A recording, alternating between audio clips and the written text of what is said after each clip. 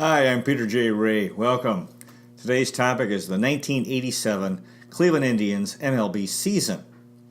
Again, the Indians were playing home games at Cleveland Municipal Stadium, that very beloved ballpark, which and 6 years later would be their final year. So that was during these were the final years of baseball playing at the old stadium. The expectations were very high for 1987. The year before was real good and very high expectations. But the '87 Tribe, they were very disappointing, a huge disappointment. There was a lot of pressure on them. Sports Illustrated put Joe Carter and Corey Snyder on the cover of Sports Illustrated, and then they said that Cleveland had the best team in the American League. So a lot of pressure on these guys, and Their record for the year was 61 and 101. Finished in 7th place, 37 games out of first. So that's a real poor record, win-loss record. They started the season 1-12, so that had a lot to do with it, I think. And they spent the whole season in last place. Yeah, when you think about it, baseball, April is a key month. The guys.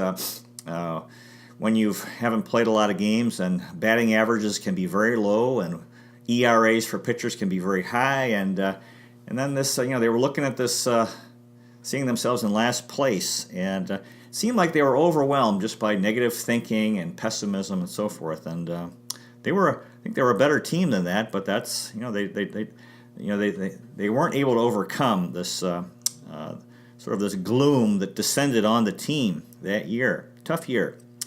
The pitching staff, or the coaching staff, included Jack Aker, who was back, popular guy, Bobby Bonds, the tremendous former player. A new coach was Steve Comer, who was from Minneapolis, Minnesota, and he had played for the Rangers, Phillies, and Indians in 1984.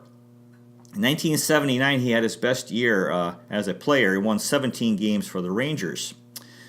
Johnny Gorel was also back. Good guy, fine coach. New coach was Louis Isaac from Rio Piedras, Puerto Rico.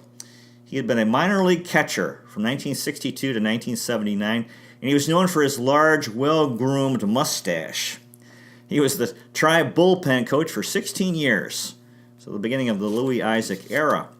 Another new coach was Dave Roberts, who was from Lebanon, Oregon. He played for 10 years in the majors, from 72 to 82.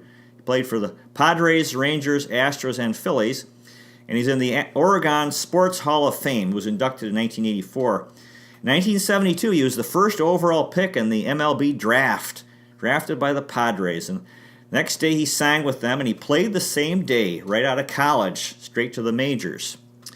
Pat Corrales started the year as manager, and he got fired on July 16th. The Indians' record was 31-56, so that was the end of the Pat Corrales era.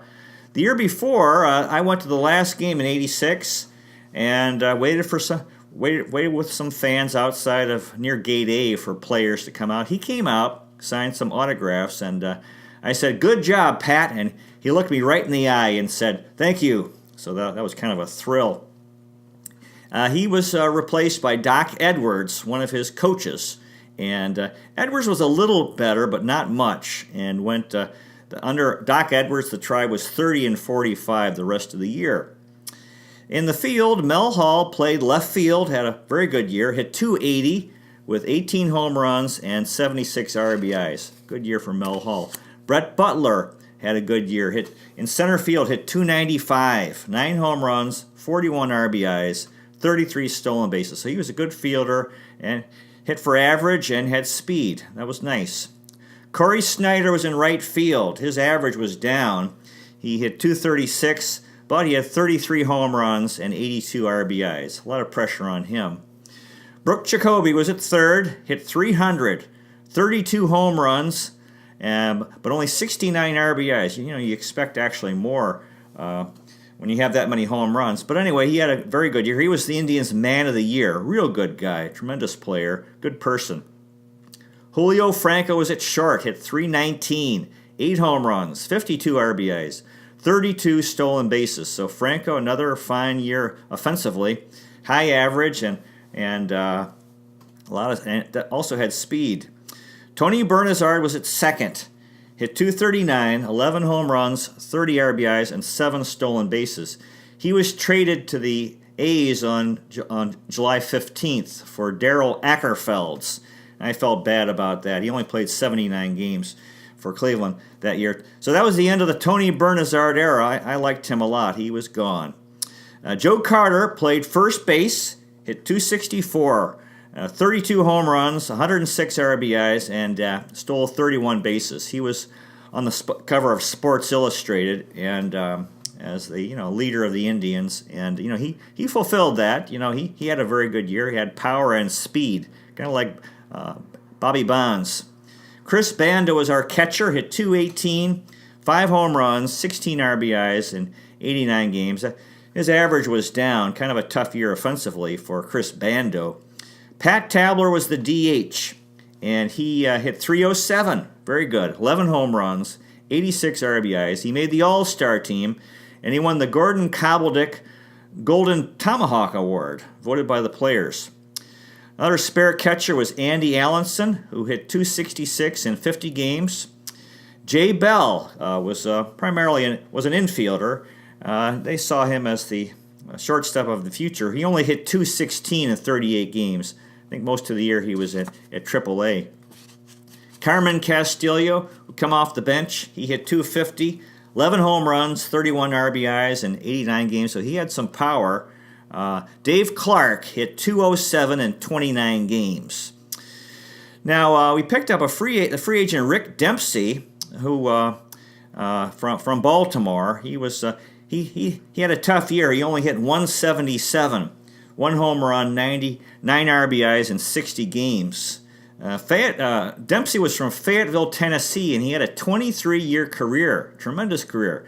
Played for the Twins, Yankees, mostly for the Orioles for 10 years with Baltimore, and the Indians, Dodgers, and Brewers. Just 1 year for Cleveland. We signed him as a free agent. He won a World Series in 1983 with Baltimore. That's why we picked him up. We thought it would rub off on Cleveland. This World Series championship experience.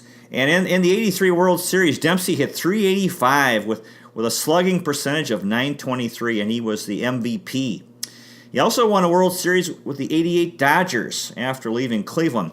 Real funny guy. One of the things he liked to do during a rain delay, and they put the tarp on the field, on the infield, and Dempsey would go on the field and pantomime hitting inside the park home run. He'd take off his shoes and he'd run the bases and then slide into home plate on his belly on the wet tarp, which would be to the raucous delight of soggy fans. So, and then after his career, he was a minor league manager for the Dodgers and Mets and a coach for the Orioles. So it was fun having Rick Dempsey for that year, although he didn't hit very much. He's a tremendous defensive catcher. Another bench player was Brian Dorsett, who hit 273 in 5 games. Dorsett was from Terre Haute, Indiana. Played for the Indians, Angels, Yankees, Padres, Reds, and Cubs. And he was a catcher. He was the manager for the Terre Haute Rex Collegiate Summer Baseball League and in the Prospect League. And in 2012, he was the Prospect League Manager of the Year. He currently owns a 2-car dealership in Terre Haute, Indiana. Doug Frobel also came off the bench, hit 100, that's not so great, 2 home runs, 5 RBIs in 29 games. Frobel was from Nepean, Ontario, Canada. Played for the Pirates, Expos, and Tribe in a 5-year career. Dave Gallagher hit 111 in 15 games. Yeah, they had high hopes for him, but didn't do so well, and he was traded to the Mariners on May 12th for pitcher Mark Hoosman. Gallagher was from Trenton, New Jersey. He played for the Indians, White Sox, Orioles, Angels, Mets, Brewers, and Phillies in an 8-year career. And he was a minor league coach in Trenton, New Jersey, and also a high school baseball coach. He opened the Dave Gallagher Baseball Academy, and he's currently the general manager of the Trenton Generals in the American Collegiate Baseball League. Dave Gallagher. Tommy Henzo is the guy I liked. He was, I think, mostly second baseman. He hit 265. I think he took over after Bernazard was traded. hit 265, 3 home runs, 21 RBIs, 9 stolen bases in 67 games. And Hinzo was from San Diego, California. He had a brief career. He played for the Indians in 87 and then again in 89. Otis Nixon was another bench player, hit .059 in 19 games. That's pretty tough. Junior Noboa hit .225 in 39 games. Casey Parsons hit .160 in 18 games. Parsons was from Wenatchee, Washington, played for the Mariners, White Sox, and Tribe from 81 to 87, and he was a minor league manager in the A's system for 7 years. Andre Thornton had a very, very tough year. He hit .118, very low average, and did not have a home run, 5 RBIs in 36 games. He won the Good Guy Award. This was the end of his career, and it was very painful. You know, he had this very low average, and they didn't play him, and so that was it. You know, everything comes to an end. Although he did very well, he's done very well since retiring. And as we talked earlier, his wife and young daughter were killed in a car accident. And then another thing that happened to him after retirement is he was driving down a street in Cleveland and a tree fell on his car. It was could have killed him, but he survived it. And there was a good quote by Andre Thornton. He said this, quote, "Rather than be bitter about things, you take what has happened to you and you deal with it the best you can. I don't know why things happen, or even if I understand all of what has happened to me, but it has given me a sense of urgency, knowing there is a brevity to life, and that is why I try to live so I can leave my mark." Very good man, and he's still in the Cleveland area. Very good Christian, good guy, good attitude. Eddie Williams came off the bench and hit .172 in 22 games. And then in the pitching staff, Phil Niekro had a tough year. He was 7-11 with a 5.89 ERA in 22 starts, and then we traded him on August 1 to the Blue Jays, and for pitcher Don Gordon. And then Niekro finished his. He pitched actually for the Braves, and this was the end of his career. Tremendous career, and it was fun having him in Cleveland. I really enjoyed that. We actually had Steve Carlton, believe it or not, on the Indians, and we signed him as a free agent on April 4th. I thought it was so cool. We had 2 300-game winners. You know, the amazing Steve Carlton. He was at the end of his career. He didn't have much left. He was 5-9 with a 5.37 ERA in 14 starts. But he had 3 complete games, and he had a save. So Carlton had an amazing career, and he's from Miami, Florida. Won 329 games in the majors. Played for the Cardinals for 6 years, mostly for the Phillies for 14 years, and then the Giants, White Sox, Tribe, and Twins. A 10-time All-Star. Won a World Series in '67 with the Cardinals and 1980 with the Phillies. Elected to the Hall of Fame in 1994. And on the 72 Phillies, they only won 59 games as a team, Carlton won 27. So 46% of the team total. That's amazing. He has the most career balks of any pitcher with 90. In 1976, he stopped talking to the media. He got fed up with these questions after games. And so in 1981, a reporter said that the two best pitchers in the National League don't speak English, Fernando Valenzuela and Steve Carlton. And for the '87 Tribe, in one game, he and Phil Niekro both pitched, and it was the first time that 2 300-game winners pitched as teammates and appeared in the same game. And then after leaving Cleveland, we traded him on July 31 to the Twins, and then they actually won the World Series that year. Although Carlton was not on the roster, but he did visit the White House with the team and had his picture taken with President Ronald Reagan. In the photo, he's listed the newspapers listed him as an unidentified Secret Service agent. For some strange reason, he picked off 144 runners during his career, and that's the most all time. Carlton pitched 6 one-hitters, but no hitters. So that was fun having Steve Carlton in Cleveland at the end of his career. Tom Candiotti had a very, very tough year. He was 7-18 with a 4.78 ERA, 32 starts, 7 complete games. Scott Bales went 7-8 with a 4.64 ERA, 39 games. He pitched out of the bullpen as well. He had 6 saves, mostly a starter. Greg Swindell had a tough year, went 3-8 with a 5.10 ERA, 15 starts, 4 complete games. Ken Schramm also had a very tough year, went 6-13 with a 6.50 ERA, very, very high, 29 starts, 4 complete games. Darrell Ackerfelds went 2-6 with a 6.75 ERA and 13 starts. Not so great. We got him for Tony Bernazard. Ackerfelds was from Denver, Colorado, played for the Indians, A's, Rangers, Phillies, and also in Japan for the Wei Chuan Dragons in an 8-year career. After his playing days were over, he was a Padres bullpen coach from 2001 till his death in 2012. He died of pancreatic cancer at age 50 in Phoenix, Arizona. Rich Yett had a tough year, 3-9, 5.25 ERA in 37 games, and he had 1 save. John Farrell had a tremendous year. Well, he didn't play that much. He was 5-1 with a 3.39 ERA and 9 starts.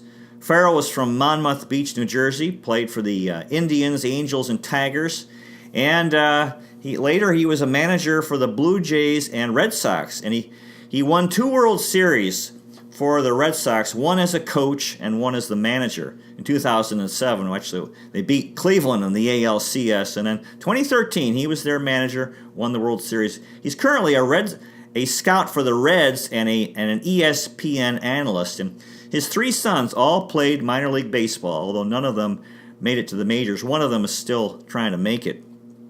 John Farrell. Ernie Camacho was 0-1 with a 9.22 ERA in 15 games with 1 save. So, yeah, I think this was the end of the road for Camacho in the big leagues. Doug Jones did have a good year. It was 6-5 with a 3.15 ERA, 8 saves. Mike Armstrong was 1-0 with an 8.68 ERA in 14 games with 1 save. Armstrong was from Glen Cove, New York, and he played for the Padres, Royals, Yankees, and the Tribe. He was involved in the infamous Pine Tar game played on July 24th, 1983, between the Royals and Yankees, and he was the winning pitcher. Very strange situation. The Yankees were leading 4-3 in the top of the 9th in New York. George Brett hit a 2-run home run with 2 outs, which looked like the Royals had a lead. However, Billy Martin protested that the pine tar was too high on his bat, and the umpires agreed and called Brett out, which ended the game. If you've seen videos, Brett had a fit, came running out of the dugout. So they declared, the game was over, that the Yankees had won. However, the Royals protested, and the American League President Lee McPhail upheld the protest. The game was resumed on August 18th and they had to play the last 4 outs. So ended up the Royals won the game, and Armstrong was the winning pitcher, although he had to wait 3 weeks to get the win. Jamie Easterly was 1-1 with a 4.55 ERA in 16 games. Don Gordon went 0-3, 4.08 ERA, 21 games. Gordon was from New York City, played for the Blue Jays and Tribe in a 3-year career. Jeff Kaiser had no decisions and an ERA of 16.20 in 2 games. Kaiser was from Wyandotte, Michigan, played for the A's, Tribe, Tigers, Reds, and Mets. His career ERA was 9.17. Wow. Reggie Ritter went 1-1 with a 6.08 ERA in 14 games. Sammy Stewart was 4-2 with a 5.67 ERA in 25 games. He had 3 saves. We picked him up as a free agent. Stewart was an interesting guy. He was from Asheville, North Carolina. He played for the Orioles, Red Sox, and Tribe from 78 to 87. And he won a World Series with the Orioles in 83. He set a record for the most consecutive strikeouts in an MLB debut with 7. In 1978, he became a well, that was in 1978 when he was a rookie. After baseball, he became a crack cocaine addict. Was arrested 26 times. Was in prison for 7 years from 2006 to 2013. So he had a tragic life. He had 2 children with cystic fibrosis that both died young. And he's gone now. Sammy Stewart died a couple months ago. He died in Henderson, North Carolina at his home March 2 of this year at age 63. So God bless Sammy Stewart. Ed Vandenberg went 1-0 with a 5.10 ERA in 55 games. Vandenberg was from Redlands, California, played for the Mariners, Dodgers, Tribe, and Rangers from 82 to 88. And finally, Mark Huseman was 2-3 with a 5.09 ERA in 20 games with 2 saves. We picked him up in the trade from the Mariners for Dave Gallagher. Huseman was from Littleton, Colorado. His career, he played for the Royals, Mariners, Tribe, Tigers, Orioles, and Pirates.